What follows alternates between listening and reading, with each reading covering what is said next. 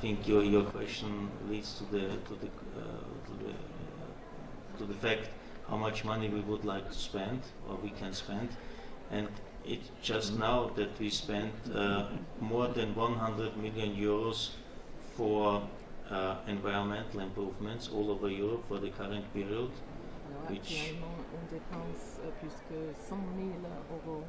includes a lot of things, for instance, wastewater treatments and so on.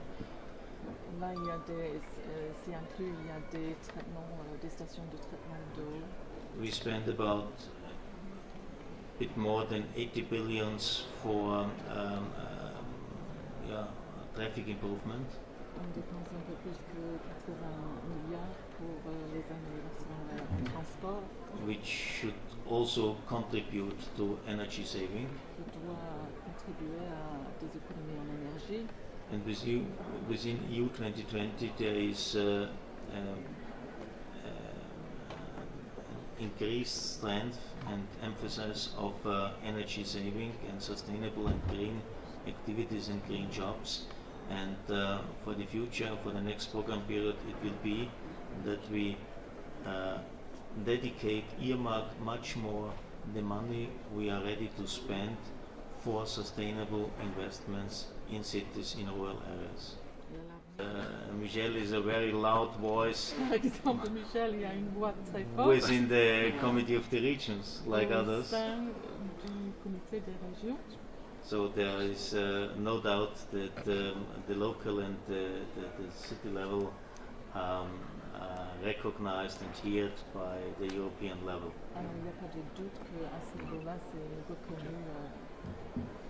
Là, les choses sont enclenchées depuis pas mal de temps, mais le traité de Lisbonne n'a fait que renforcer la relation entre le Comité des régions comme expression des territoires et des villes et la Commission européenne et le Parlement européen. Donc je pense que sur ce plan-là, les choses vont progresser de manière significative. Sur l'autre, j'allais dire, il faut aller consulter Gino Van Minghen, puisque c'est lui avec nous qui est porteur du message qui a été à travers les déclarations de Dunkerque, et il a déjà une série de rendez-vous de façon à faire converger ce message avec le message des autorités territoriales en Amérique du Nord et en Asie, pour qu'on arrive à la veille de la prochaine réunion internationale à avoir quasiment un message unique de toutes les collectivités territoriales. C'est ça notre aspiration.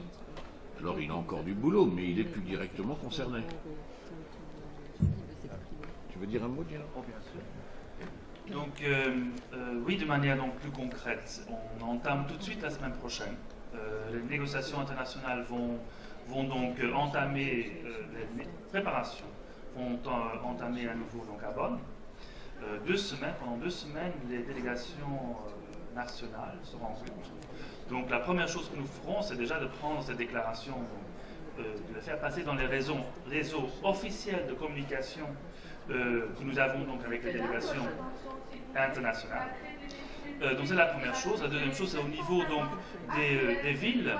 Nous allons organiser une conférence dans un contexte Amérique du Nord en septembre. Ce serait avec la participation de nos bureaux qui se trouvent là-bas. Et comme vous le savez, les villes et les collectivités locales et territoriales aux États-Unis sont très très forts sur le dossier changement climatique. Donc ils vont utiliser leur pression aussi et ils vont faire leur lobbying sur le gouvernement américain afin d'avancer. Et puis nous allons avoir une conférence en Corée du Sud en octobre, où on va regarder le contexte asiatique. Vous comprenez très bien que les contextes sont, même si le changement climatique est le même, les contextes et les réponses, les mesures à prendre sont différentes selon les contextes dans lesquels on se trouve.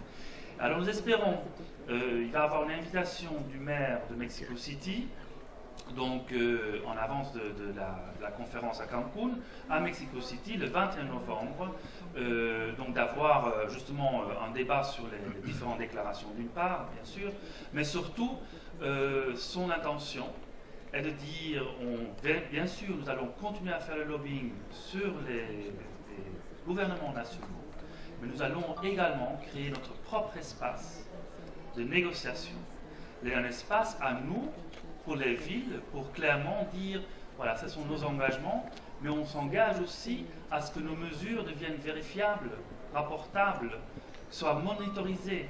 Et ils voudraient avoir un système, un registre, je dirais, d'action et qui puisse alors être encore même un élément beaucoup plus fort, beaucoup plus important pour faire le lobbying envers les différents gouvernements nationaux, mais surtout aussi créer un espace à soi-même. Pourquoi? Parce que la ville de Mexico City, São Paulo, 20 millions, 22 millions, 25 millions, Tokyo par exemple, ce sont des pays en part entière.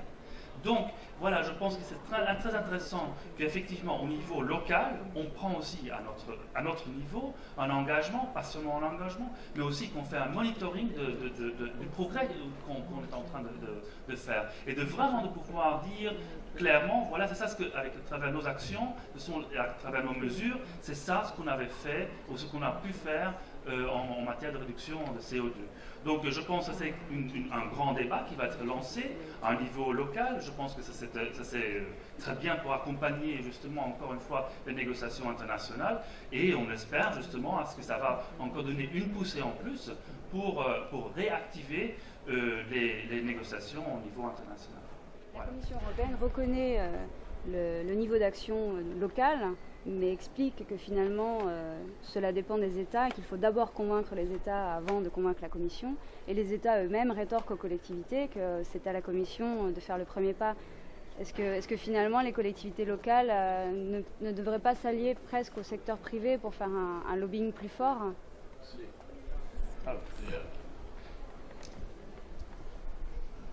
Les États qui n'ont pas envie de faire grand-chose disent c'est la faute à la Commission. C'est un vieux scénario européen. Donc, ne nous arrêtons pas à cela. Il y a des États qui avancent plus vite que d'autres dans le partenariat avec les collectivités territoriales. Donc, il y a suffisamment d'illustrations pour le fait qu'on arrive à avancer, on arrive à faire des choses, on arrive à être entendu et écouté par la Commission. J'ai pas de... Ça ne me paraît pas être un frein réel, en définitive, parce qu'on le voit bien dans des réunions comme celle-ci, le besoin de bouger des collectivités est plus fort que la réticence des États. Les maires qui sont là ont le sentiment d'avoir des comptes à rendre à leur population en matière d'économie, en matière de développement durable, et ils ne pourront pas rester dans l'attente qu'il y ait un frémissement étatique. Et par ailleurs, l'évolution de la politique européenne, dans le sens qu'a évoqué le commissaire, me paraît être un écho important de ce que ressentent les collectivités. Donc on doit pouvoir avancer. Je n'ai visé aucun État particulier. Justement, eu égard à ça, est-ce que finalement la plus grande chance, ça ne serait pas d'avoir un État qui bénéficie de moins en moins de moyens, qui soit de plus en plus faible finalement? Non, je suis profondément décentralisateur, je suis profondément européen, mais je souhaite tout de même qu'il y ait un État qui existe. Donc l'appauvrissement de l'État, la disparition de l'État, ça n'a jamais été mon combat.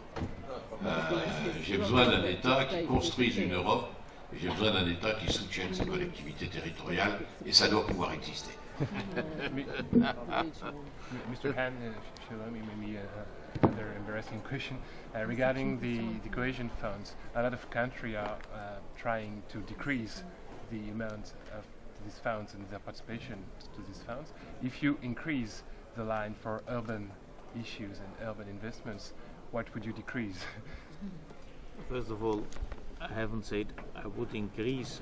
We are at the beginning of the budgetary discussions for the next program period after 2013. So we are at the beginning, and at the very moment I can't say anything about the absolute figures of the next budget. What I can say is my objective, my clear objective, my clear decision to have a stronger and more dedicated support of urban areas in the next